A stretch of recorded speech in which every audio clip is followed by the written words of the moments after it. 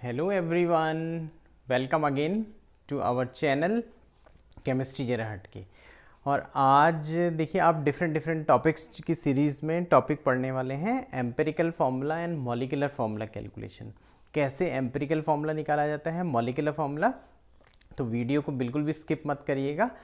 Examples दो मैं आपको दूंगा, लेकिन वो सफिशेंट होंगे हर तरह की प्रॉब्लम को सॉल्व करने के लिए, जहाँ पे आपको एम्पिरिकल फार्मूला या मॉलिक्यूलर फार्मूला डायरेक्टली डिटरमाइन करना होगा। ओके, तो लेट अस स्टार्ट। तो पहला देखिए हम एग्जांपल यहाँ पर ले रहे हैं।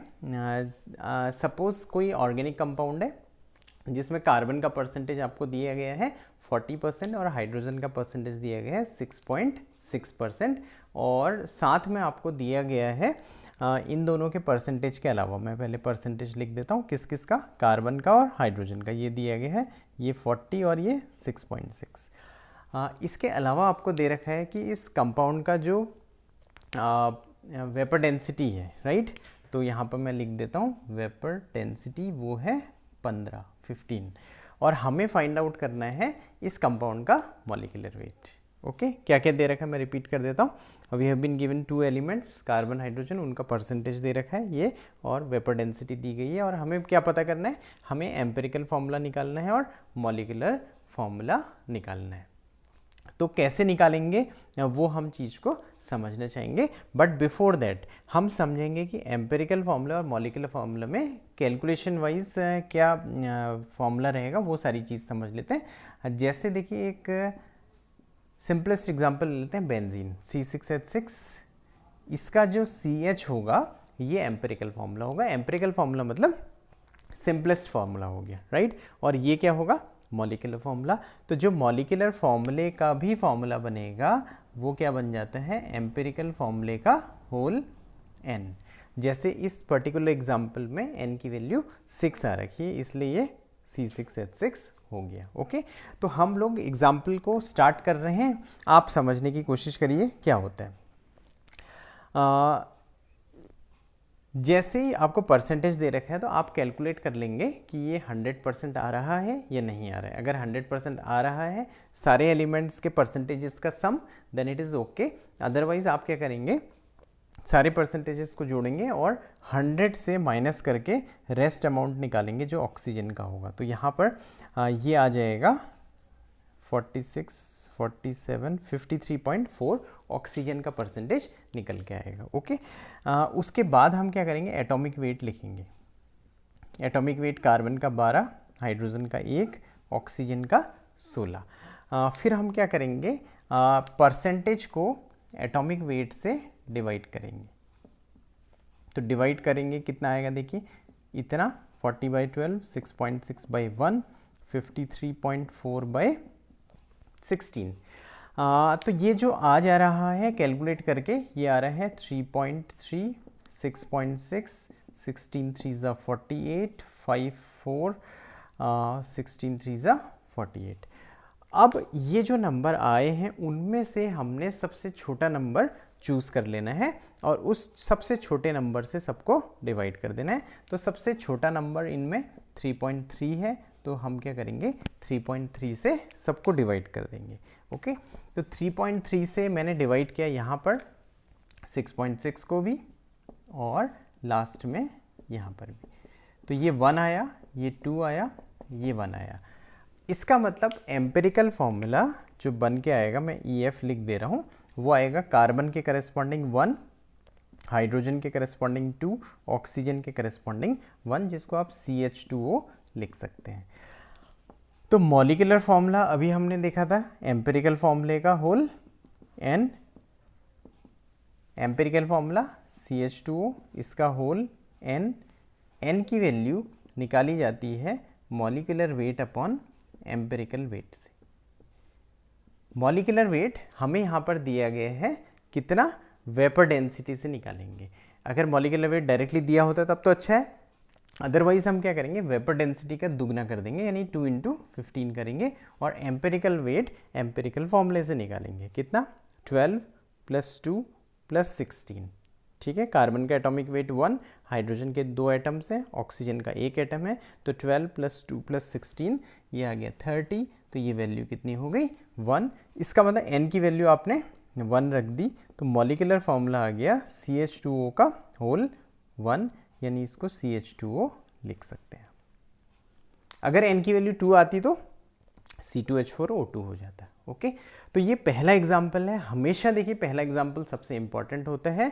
अगर आप सेकंड एग्जाम्पल को करते हैं जो मैं अभी आपको दे रहा हूँ, तो पहले आप फर्स्ट एग्जाम्पल को अच्छी तरह से समझ लीजिए वीडियो को रोक के, ताकि दूसरा एग्जाम्पल फिर आसानी से आपको समझ में आ सके। ओके, जिनको समझ में आ गया है वो कंटिन्यू कर सकते हैं। तो सेकंड जो एग्जाम्पल है उसको मैं लिख दे रहा हूँ यहाँ पर। सपोज देखिए ऐसा क्वेश्चन दिया गया है कि एक हाइड्रोकार्बन है जहाँ पे आपको कार्बन का परसेंटेज गिवन है और ये दिया गया है आपको 87.8 और आपको निकालना क्या है, मॉलिक्यूलर फॉर्मूला कंपाउंड का पता करना है। और आपको एक चीज़ और दे रखी है, यहाँ पर मॉलिक्यूलर वेट आपको गिवन है जो 82 दे रखा है, राइट। अब इसको कैसे सॉल्व करेंगे, क्या क्या दिया है, एक हाइड्रोकार्बन है, कार्बन का परसेंटेज दिया है और मॉलिक्यूलर फॉर्मूला निकालना है, मॉलिक्यूलर वेट 82 गिवन है।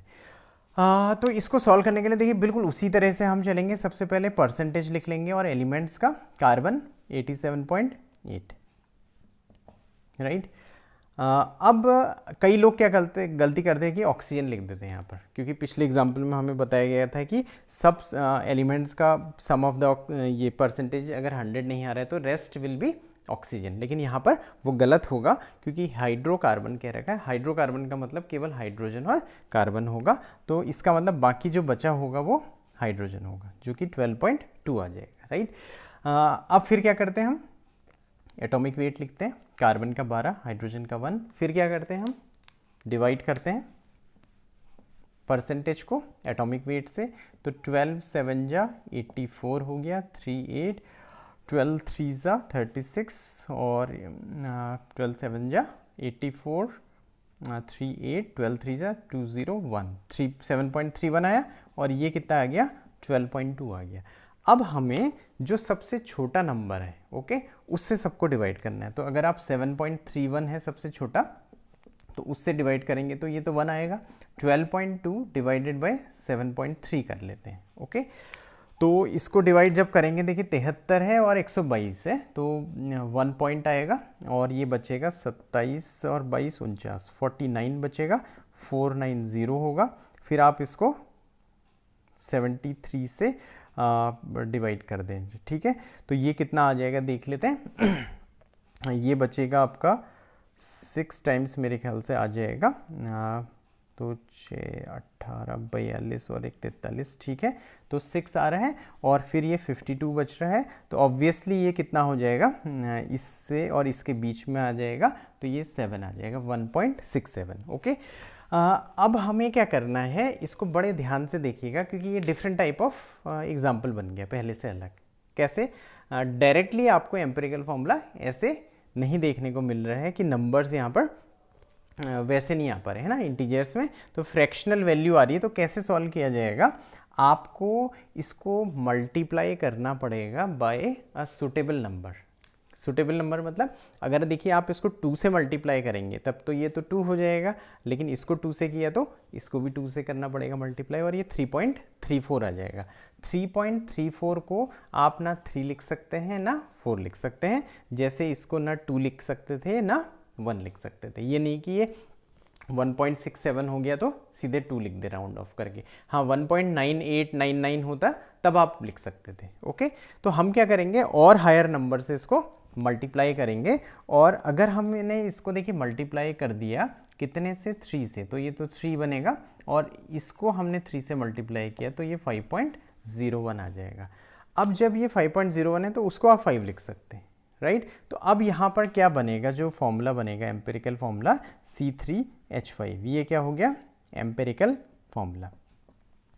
मॉलिक्यूलर फॉर्मूला क्या होता है, एम्पिरिकल फॉर्मूले का होल n होता है, तो ये बन गया C3H5 का होल n। यानी हमें अगर n की वैल्यू पता चल गई तो मॉलिक्यूलर फॉर्मूला भी पता चल जाएगा। और n की वैल्यू निकालने के लिए आपको पता है कि molecular weight upon empirical weight से निकाला जाता है। मॉलिक्यूलर वेट डायरेक्टली दे रखा है, कितना 82/80 दिया गया है। एम्पिरिकल वेट आप यहाँ से निकालेंगे, कितना 3 12 36 प्लस 5 इंटू 1। ओके, तो ये आ गया 41, तो यहाँ आपने लिख दिया, और ये आ गया 2। इसका मतलब इस वैल्यू को यहाँ रख दिया, तो जो मॉलिक्यूलर फॉर्मूला आ गया वो आ गया C3H5 का होल ट्वाइस। इसका मतलब ये आ गया C6H10। ओके, तो इस तरह से देखिए 2 एग्जाम्पल्स आज हमने देखे जहाँ पे आपने एम्पिरिकल फार्मूला, मॉलिक्यूलर फार्मूला को निकालना सीखा। और अब आप पे डिपेंड करता है कि इस तरह के कितने एग्जाम्पल्स आप सॉल्व करते हैं, ताकि प्रैक्टिस बने रहे। लेकिन निकालने का तरीका यही था, एम्पिरिकल फार्मूले और मॉलिक्यूलर फार्मूला को। तो with that I am closing my talk for this session. Thank you so much.